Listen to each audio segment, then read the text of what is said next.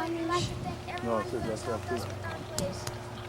Now, Mr. Anderson's fourth grade class would like to present to you a William Shakespeare play on this lovely evening, A Midsummer Night's Dream.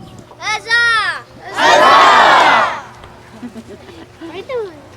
Welcome to the royal palace of ancient Athens.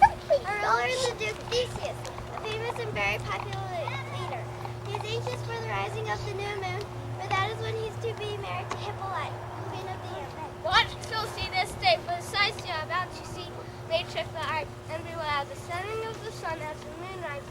Those teachers who live beyond our vision will appear. Now, fair Hippolyta, our nuptial hours draw apace.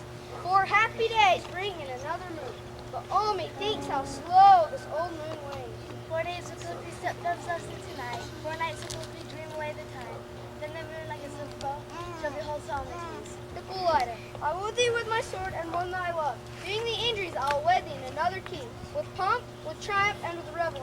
In the city of Athens, there's a law which gives the fathers the power to compelling their daughters to marry whomsoever he wishes them to marry.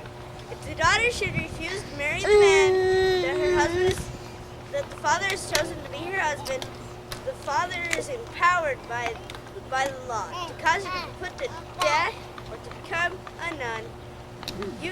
Often fathers would threaten their daughters with the terrors of the law, even though most didn't desire their own daughter's death. It was on the day that Theseus and Hippolyta were discussing their wedding that an old man named Aegeus came before Theseus to complain that his daughter, Hermia, would not marry Demetrius, the man her father had chosen for her. Happy day, Theseus, I now do.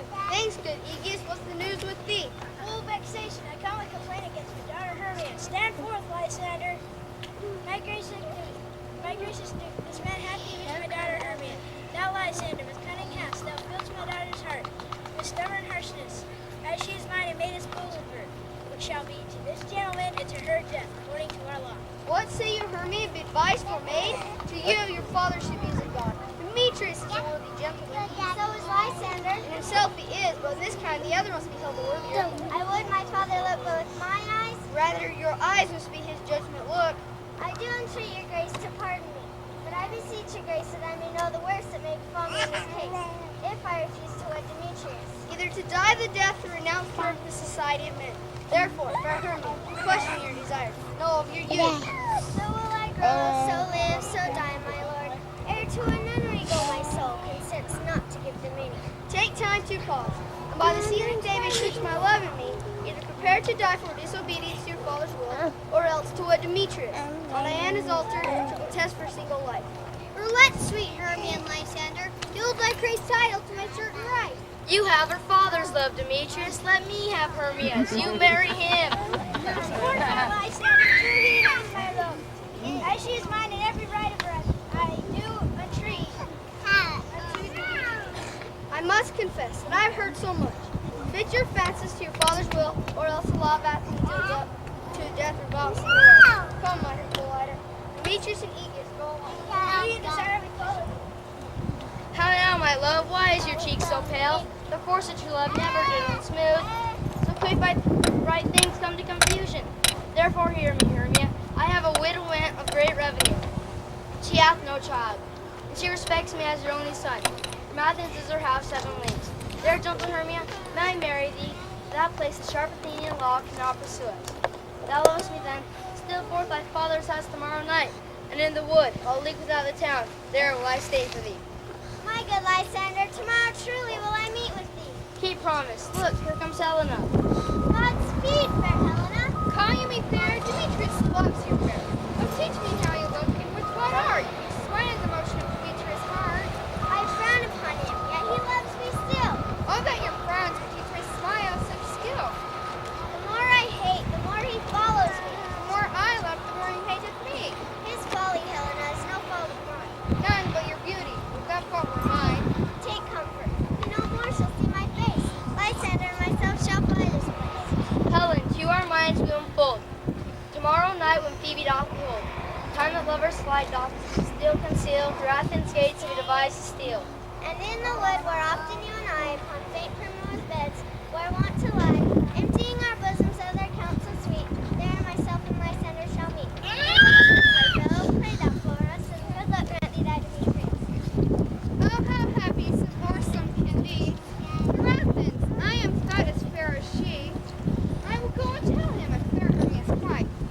into the wood will he tomorrow night. Pursue her, and for this intelligence, if I have thanks, it is at your expense. Now Helena's decision to tell Demetrius what she knows is certainly selfish. Why she has chosen to do this is quite interesting. The only reason was to follow Demetrius into the woods. I guess that must be it. Now here is an interesting bunch of humans. These are workmen of Athens. They have prepared a short comic play to be performed on the evening of Theseus and Hippolyta's wedding. The workers have agreed to pass out parts and set a time to practice. Peter Quince, a carpenter, is in charge. The bunch assembled is not an easy bunch of workers, especially a very obnoxious fellow named Nick Bottom. Good Peter Quince. See what the play feeds on, then read the names of the actors. Mary, our play is the most heartbreaking comedy and the most cruel death of Primus and Thisbe. Very good piece of work, I assure you. Now, good Peter Quince, read the names of the actors by the scroll. Answers I call you. Nick Bottom the Weaver. Ready, name what part I am for. You, Nick Bottom, are set down for Primus. What is Pyramus, a lover or a tyrant? A lover that calls himself most gallant for love.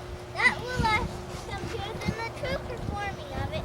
Yet, my chief humorist for a tyrant could play Hercules rarely, raging rocks and shivering shocks shall break locks and prison gates. This will not be a lover more condoling. Francis Flute, the bellows mender. You must take Thisbe on you. What is it this we want to bring nigh? It is a lady that Primus must love. If it cannot play a woman, I have a beard coming. You shall play it in a mask, and you shall speak as small as you will. Let me play Disney too. I will speak in a monstrous little voice. Disney, Pyramus here.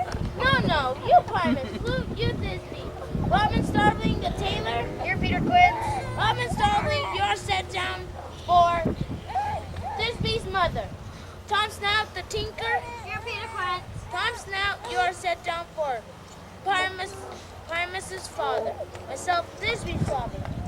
Snout the lion, you're the lion's part. And I hope here is a play fitted. Have you the lion's part written? Pray you give it me, for I am slow of study. You may do it impromptu, for it's nothing but boring. Let me play the lion's part too. We'll roar, roar, roar. That will do any man's heart good to hear me. Well, Nick Bottom has his way. No one else will have a part in the play. As they argue and after much arguing and they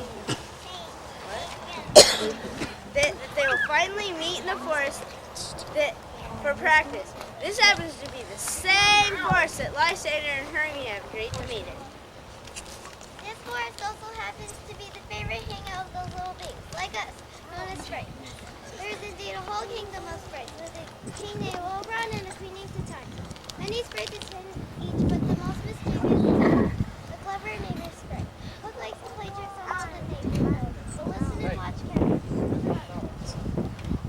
How now, Sprite? Whither wander you? And I do wander everywhere, so to the and I do serve the fairy queen and do her hops upon the green. My must the six and start the green color and house looks there.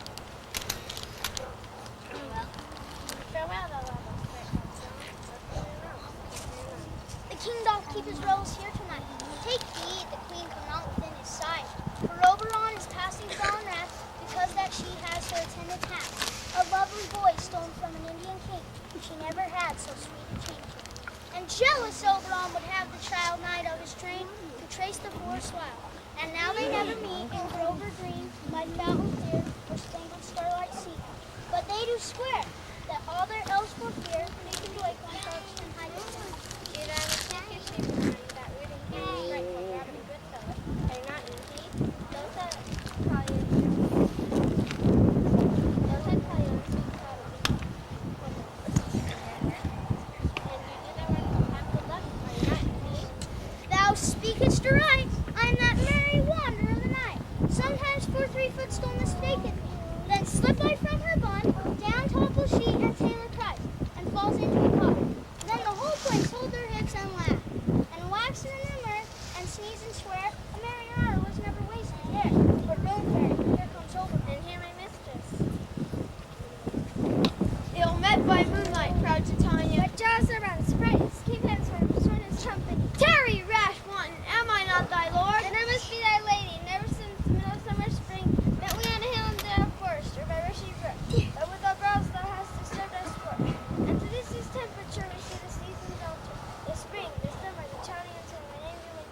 tunes are miserable. By their increase now knows not which is which. And these evils come from our descendants. We are their parents. Do you amend and then? It lies in you. Why should Titania cross her Oberon? I do but beg a little changeling boy to be my henchman. Set your heart at rest. The fair lands went up the child of me. His mother was a buttress of my orders, but she, being mortal, that boy did die. For her sake will I rear up her boy, and for her sake will I not part with him. How long within this wooden tent you stay? Her charms after Theseus' wedding day, if you patiently dancing around and sing and revel, go with us. If not, shun me now, spare your heart. Give me that boy and I will go with thee. Not for thy fair kingdom, spread away, I shall try down on it for a longer stay. But Oberon is not about to let Titania off so lightly. He is compelled to seek revenge, but he refuses to give up that kingly blood. So he devises a plan. Well, go thy way. My gentle foot, come hither. I saw flying between the cold mooners, Cupid, all armed. A certain name he took and loosed his arrow smartly from his bow. Yet marked I where the bolt of Cupid fell. It fell upon a little western flower. Before, milk white, now purple with love's wound. Fetch me this flower, the herb I showed thee once. The juice of it on eyelid's blade will make man or woman madly adore upon the next live creature that is seized. Fetch me this herb and be thou here again. I'll put a girdle round about the herb in 40 minutes. Now Oberon's plan is to squeeze a drop of the purple flower's juice on Titania's eyelids while she is sleeping, knowing that when she awakens and looks upon some beast of the forest, she will pursue it with the soul of love. But later, by offering to remove the spell, he can blackmail her into getting him the wood. But the forest is busy tonight. But who comes here? I'm invisible and I will overhear the conference. Heather. I love thee not, therefore pursue me not. Where is Lysander and fair Hermia? The one I slay, the other slayeth me. Thou toldest me there saw in this wood. Here I am. I cannot be my Hermia. Hence, get thee gone, and follow me no more. You draw me, you hard-hearted magnet. But yet you draw that iron from my heart as true as steel. Leave you your power to draw, and I will have no power to follow you. Do I speak you fair, or rather do I not? Plain as true. Tell you, I do not, nor I cannot love you. And even for that, I do love you the more. Spurn me, strike me, neglect me, lose me. Only give me leave, unworthy as I am to follow you. Tempt not the hatred of my spirit, for I am sick when I do look on thee. And I am sick when I look not on you. I'll run from thee and hide thee in the brakes, and leave thee to the mercy of the wild beasts. The wildest, not such a heart as you. I will not stay thy question. Let me go. I, in the temple, in the town, the field, I will follow thee! Fare thee well, nymph. Ere he do leave this grove, thou shalt fight him, and he shall seek thy love. Hast thou the flower there? Hey, there it is. I pray thee give it me. I know a bank where the wild thyme blows, where nodding violets and oxlips grows. There sleeps Titania sometime of the night, clothed in these flowers with dances and delight. And with the juice of it I'll streak her eyes, and make her full of hateful fantasies. Take thou some of it, and seek through this grove, the sweet unmeet. Fear not, my lord, your servant shall do so. Oberon has taken pity on poor Helena, and plucketh off the flowers juice on Demetrius' eyelids, so he will fall deeply in love with Helena, whom he now obviously scorns. Oberon laughs as he thinks about Helena fleeing from laughter. In another part of the wood, Titania sends his attendants to sing and make merry while they attend to the business of King grasps with big coats and threatening owls away at the cast tries to keep the queen safe as she falls asleep. Come now, run on the fairy song. Sing me not to sleep, then trapezes and let me rest. You spotted snake with double tongue, thorny hedgehog, be not seen. Newts and blindworms do no wrong, come not near our fairy queen. Never harm or spell nor charm, come our lovely lady nigh.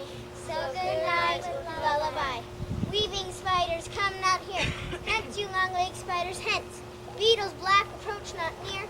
Worm nor snail do no offense. Hence away, now all is well. One aloof sentinel. As our queen sleeps, Oberon sneaks into our queen's shady lair. He puts the flowers drops the flower's nectar onto Titania's eyelids, casting a spell on her. At last, here come Lysander and Hermia. They certainly look tired and weary. It is obviously have lost their way. love, you faint with wandering in the wood. In a sweet troth I forgot our way. Will rest us, Hermia, think it good, and tarry for the comfort of the day. Be it so, Lysander. Find you out of bed, for I upon this bank will rest my head. Here's my bed, sleep give the owl's rest. With half that wears the witch's eyes repressed. Through the forest have I gone, but Athenian found I none, on whose eyes I might approve this flower's course, stirring up.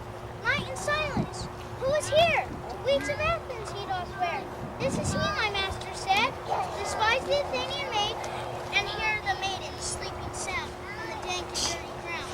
Curl upon my eye throw all the power this charm doth owe.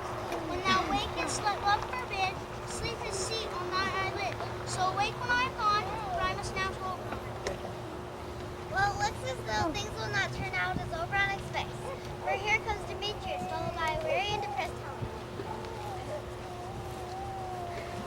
Oh, stay, sweet Demetrius.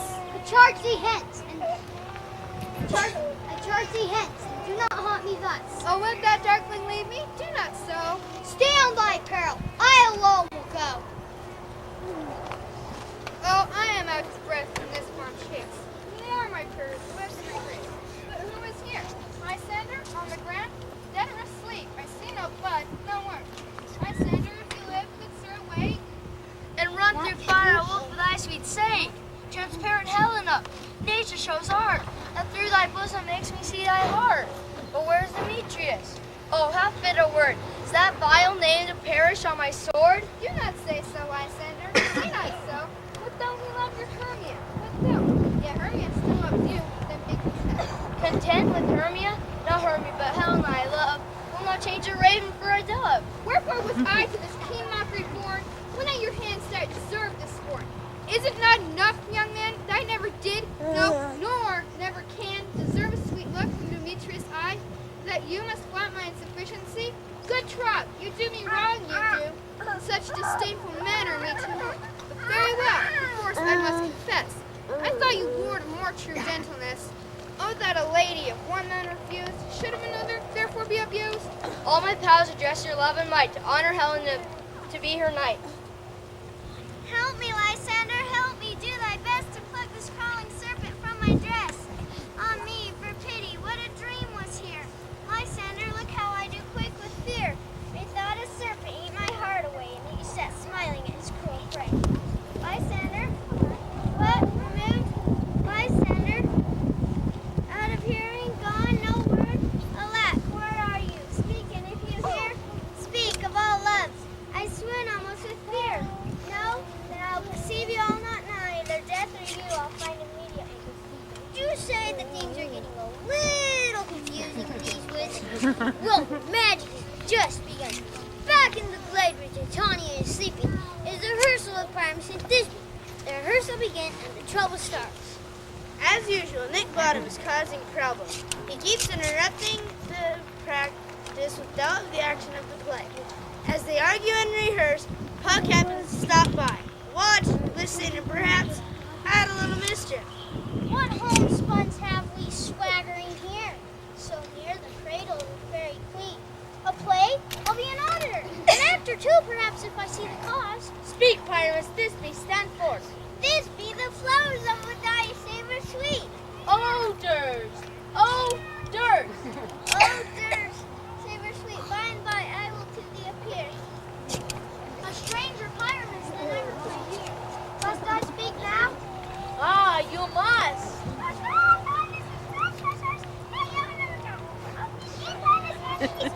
Silence is true, man, but you must not speak that yet. You speak on your part talents. Cue do not Primus enter. Your cue is past. It is never tired. Bottom and side were hurt, but fold him in the underground. But his changed bottom puffed up head into that of a dog, with a grinning face and long ears. Then leads him on to say as a part of Pyre. Thisbe, if I were fair, I would only die. Oh, monstrous! Oh, strange! We are hunted! Pray, masters, fly, masters, help! It is a shame that Bottom cannot see himself, but is completely unaware of his transformation. So when his sons are not frightened enough him, he thinks his fellow actors are playing a trick on him. Why do they run away? 'Tis a knavery of them to make me a fear. Oh, Bottom,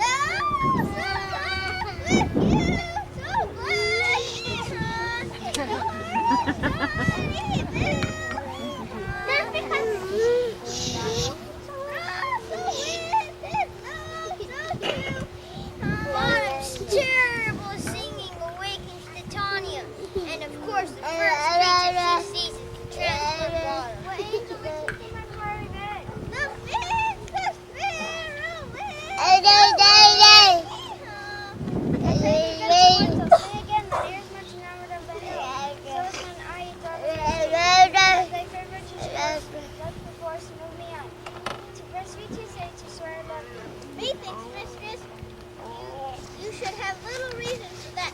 Yet to say the truth, reason and love keep little company nowadays. The arts is wise, the arts is beautiful. Not so neither, but if I had wit enough to get out of this wood, Out of this wood and I desire to go. Thou shalt remain here as I will turn out. I do love thee, therefore go with me. I shall send these sprites to turn on thee. They shall fetch the fish from the deep, and sea will touch the sea. He's also covered with mustard seed. to tell you something, gracefully enough, Madam seems to take this in straight. He has such a good opinion of himself that nothing surprises him. Kind and courteous to this gentleman, eating with apricots and blueberries, purple grapes, green figs, and mulberries. Woman up to bed and to rice. To buttercup. Friend in the leaves when he seeks rice. Not till now is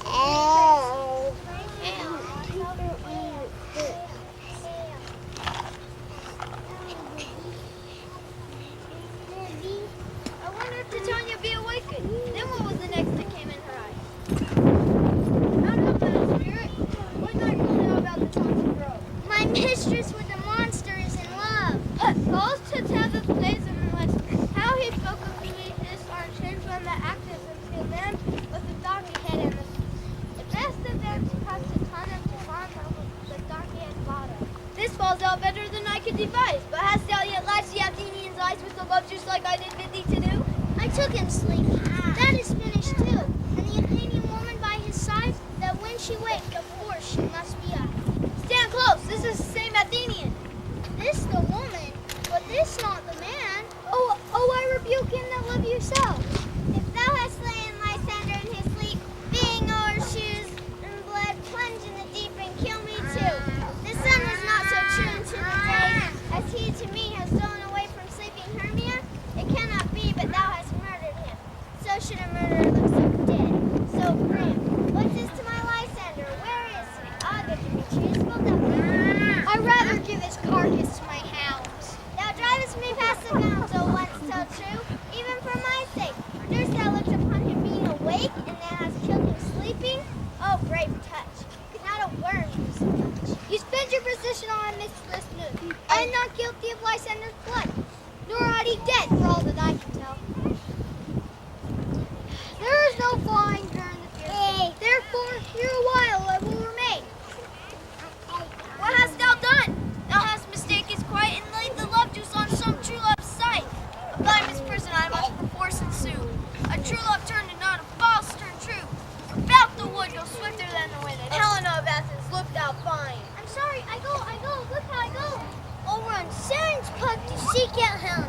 While Puck is gone, over on drops the juice of the purple flower on Demetrius' eyes, pronouncing a spell which will restore the love we once had for Helen. Captain of our fairy band, Helena is here at hand, and the youth mistook by me, pleading for a lover's feet. Shall we their fond pageant see? Lord, what fools this will. Stand aside, the noise you make will cause Demetrius to awake. Then we'll two at once, fool one. That must needs be sport alone. And those things do best with me. That be both hypocrisy. Why she anything as she wounds scorn? Scorn and derision never come in tears. Look when I bow, I weep, and bow so born in their nativity all truth appears. You do advance your cunning one horn. When truth kills truth by devilish holy pride, these vows are permeous. Will you not give her orb? Weigh oath with oath, and you will nothing weigh. Demetrius loves her, and he loves not you. Oh, Helena, God is perfect divine. To what my love shall I compare tonight? Oh, when thou holdest up thy hand, oh, let me kiss this princess of pure white, this seal of bliss. Helena is dismayed over what has happened. In the beginning of the story, she was sad that no one loved her. Now she has two passionate suitors. As she's trying to find a solution to the problem, Hermia enters. This ought to be interesting. Thou art not by mine eye, Lysander found. Mine ear I thank you brought me to thy sound. But why unkindly dost thou leave me so? Why should he stay? Whom love doth press to go? What love could press Lysander from my side? Fair Helena, morn gilds tonight, and all your fiery oes and eyes of light. Why seekest thou me? Cannot this make thee know the hate I bear, they made me leave thee so? You speak not as you think, it cannot be. Young Prometheus, think about what Helena is going straight now. Lysander, Demetrius, and her best friend Hermia all together in the cut to make a just a fit. Injurious Hermia, most ungrateful man, have you conspired? Have you with these contrived to bait me with this foul delusion? To join with men in scorning your poor friend? It is not friendly, 'tis not maidenly. I may chide you for it, though I alone can feel the injury. I'm amazed at your passionate words. I scorn you not. It seems that you scorn me. Have you not sent Lysander as the scorned spawn me and praise my eyes and face, and made your other love Demetrius to call me goddess divine and rare? But I be so high upon with love, but miserable mostly. To love unloved, this you should pity rather than despise. I understand not what you mean by this. Hey, do, persevere, canter sad. It smells upon me when I turn my back. Wink at each other, hold the sweet jest up. If you have any grace, pity, or manners, would not make me such an argument. But very well, it's partly my own fault. Stay, gentle Helena. Hear my excuse, my love, my life, my soul, fair Helena. Oh, excellent. Sweet, do not scorn her so. If she cannot entreat, I can compel. Thou canst compel no more than she entreat. Helena, I love thee by my life. I do. I swear by that which I'll lose for thee. To prove him false that says I love thee not. I say I love thee more than he can do. Thou say so, withdraw and prove it too. Come, the two suitors go off to find a place to settle the matter with their sword. And yet again, Helena blames Hermia for the affair. On me, you juggler, you canker blossom. Thief of love, why have you come by night and stolen my love's heart from him? Have you no modesty, no maiden shame? Think, counterfeit puppet you! Puppet? Why so? Ah, that way goes the gate, because I'm so dwarfish, so low. How low am I, thou painted maple? Speak, how low am I? Am I not yet so low, but that my nose can't reach into thine eye? I pray you, though you do mock me, gentlemen, let her not hurt me. For when she is angry, she is keen and shrewd. She was a vixen when she went to school, and though she be but little, she is fierce. Little? Why would it suffer her to flout me thus? Let me come to her. I will not trust you. I no longer will stay in your cursed company. Your hands, then mine, are quicker for fray. My legs are longer, though, to turn away. I'm amazed and know not what to say. Now Oberon and Puck have been listening to all this confusion, and Oberon blames Puck for the mix-up. He thinks there's been too much deliberate mischief. Puck swears it was an honest mistake.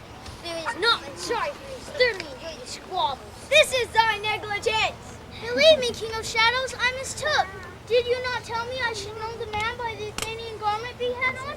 And so far blameless proves my enterprise, that I have anointed an Athenian's life. And so far am I glad it did so soon, as this their jangling face needs to cut.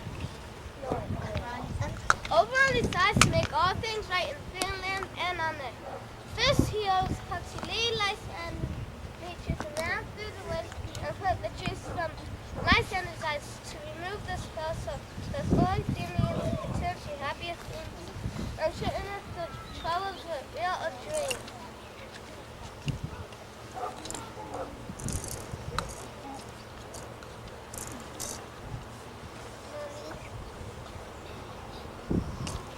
O weary night, O long and tedious night, abate thine hour. Shine comforts from the east, lead me back to Athens by daylight. From these that my poor company detest, and sleep, steal me away from mine own company. Yeah, but three. Come one more. Two good kinds make up four. Here she comes, cursed and sad. Cupid is a maiden's lad. Never so weary, never so in blue. Bedabbled with the dew and torn with briars. I can no further crawl, no further go. My feet keep no pace with my desires. Here will I rest me till the break of day, and heaven shield Lysander if he mean a friend. On the ground, sleep sound, I will fly to your eye, gentle lover's ring. When thou wakest, thou takest true delight in the sight of thy former lady's eye. Jack shall have Jill, naught shall go ill, the man shall have his American, and all shall be well. Meanwhile, back in Titania's shady lair, things are getting pretty interesting. Come, sit me down upon this fiery bed. While I amble thy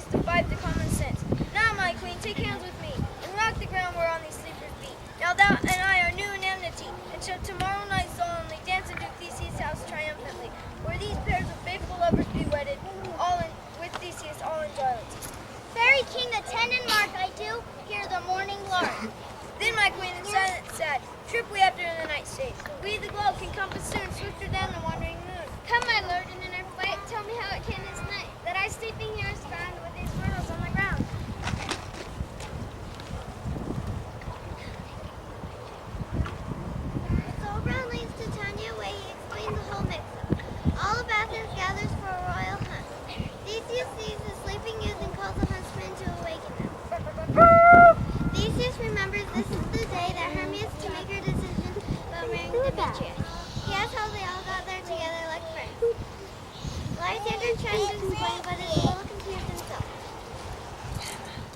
Aegeus demands that Lysander be punished for blocking Hermia's marriage. My lord, in fury hither I follow them into the wood. Fair Helena in fancy followed me, but as by some power my love to Hermia is melted as the snow. Now the only object in mine eye is Helena. In sickness did I love this book, but in health have come to my natural chase. Now I do wish it, and forevermore will be true to it. Fair lovers, we're fortunately met with this discourse, will more henout. These couples shall eternally be knit. We'll hold a feast in great solemnity. Come, my boy.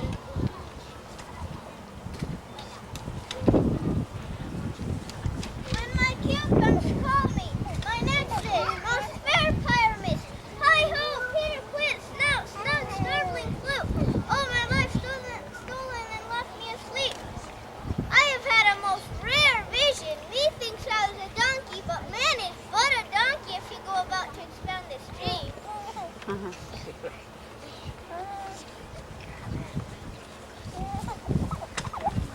All the Assyrians died for they went instead of one.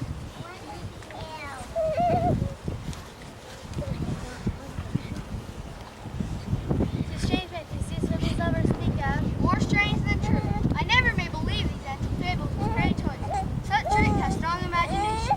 What reveals our intent? Is there no play? Easy anguish of a torturing hour? Jingle scriptures. You wonder at the show. This man is powerful. This beauty is certain. Despite of a line in the that 12% wall. That wild wall which these lovers sunder. Through walls streams poor souls that are content to whisper. The sense of moonshine is by moonshine. The shrews me scare away or rather did fright. That lion moonshine wall of lovers may not have discretion. I'll hear the truth. I wonder if the lion be to speak. This time Angelo that did before, but I, once now, by name, prisoner of all, for which these robbers, Pyramus and Thisbe did whisper, often very secretly. Oh, grimless night, oh night with you so blessed, oh night, alack, alack, alack, show me thy teeth to blink with mine eyes. Thanks, courteous wolf. Oh, no Thisbe do I see, oh wicked wall, who through my see no bliss. No, in truth, sir, she should not. Thisbe is to enter now, and I am to fire through this vile wall.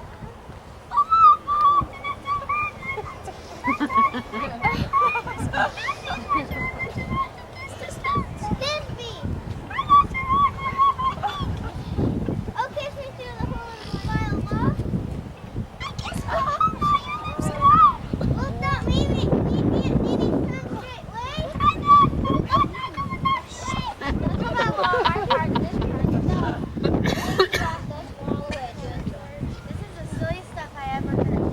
You ladies, you gentle hearts, do for the smallest. Lunges pass, creeps forth, without bridge.